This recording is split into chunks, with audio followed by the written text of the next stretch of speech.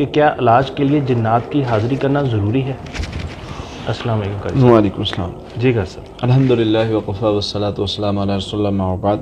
عدنان بھائی، علاج کے لیے جنات کو حاضر کرنا یہ ایک بڑا کہہ لیں کہ مین مسئلہ ہوتا ہے علاج میں، کیونکہ مریض ہمارے پاس آتے ہیں جی کہ آج تک اس کو کوئی حاضر نہیں کر سکا، بڑے تعجب سے کہ یہ کوئی حاضری کر دے گا نا تو یہ بڑا مارکا مار لے گا۔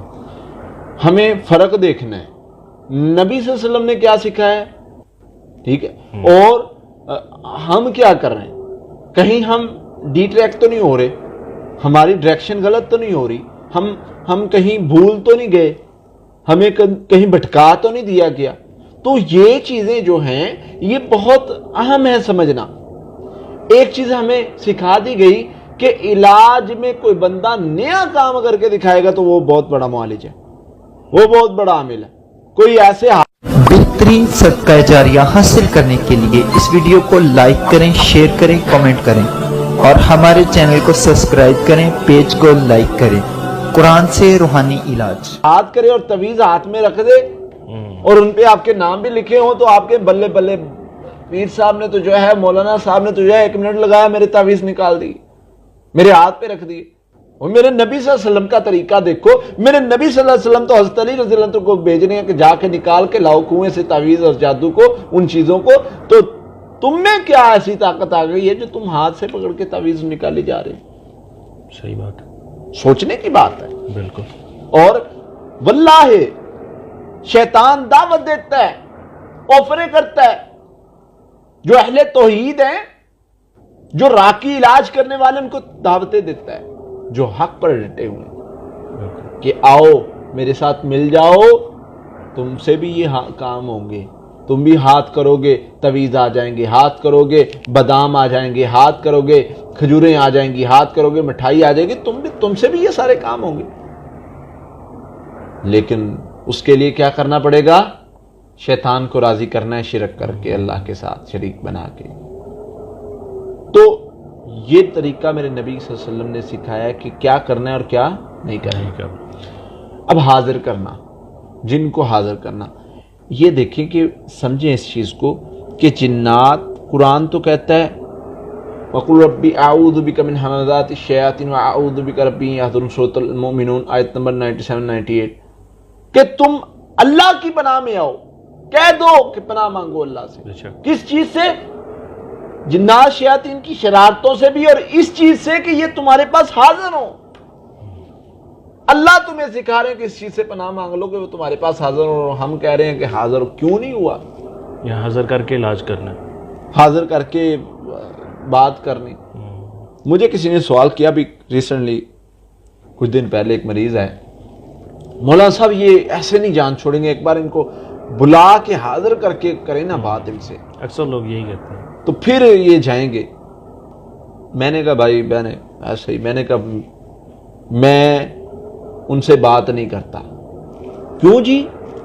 میں نے کہا میں ان کو اپنے لیول کا نہیں سمجھتا۔ کہتا جی بڑا تعجب سے، وہ جی اس میں بہت ایسے بھی ہوتے ویسے۔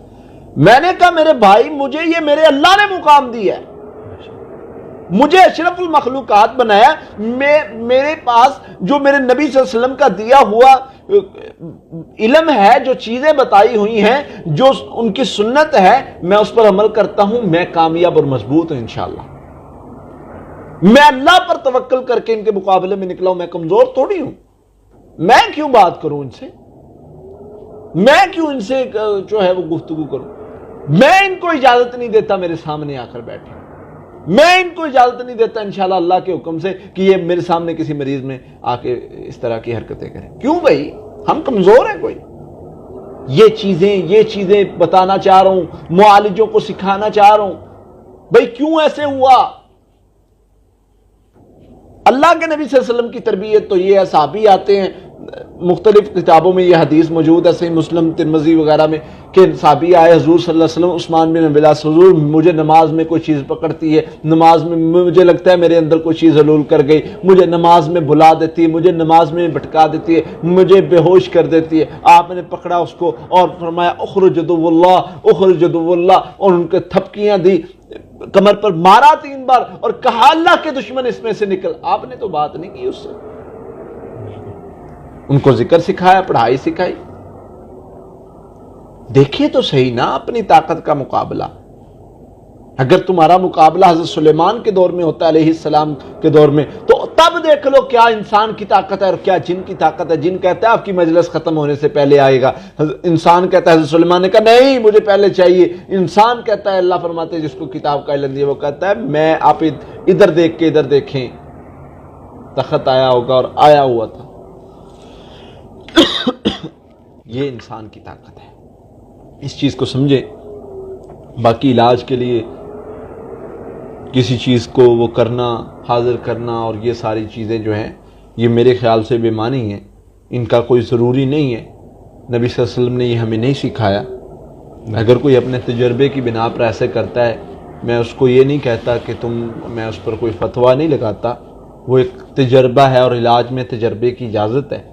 لیکن میں یہ سمجھتا ہوں کہ نبی صلی اللہ علیہ وسلم نے, قرآن نے منع فرمایا ہے کہ بچو اس سے, تو بچنا چاہیے. بہتر طریقہ, بہتر رستہ یہی ہے. اور الحمدللہ ہمارے پاس جنات کے مریض بھی آتے ہیں, جادو کے مریض بھی آتے ہیں, بڑے بڑے جو ہیں وہ بڑے بڑے نامی گرامی جنات اور نامی گرامی جادوگروں کے بھیجے ہوئے.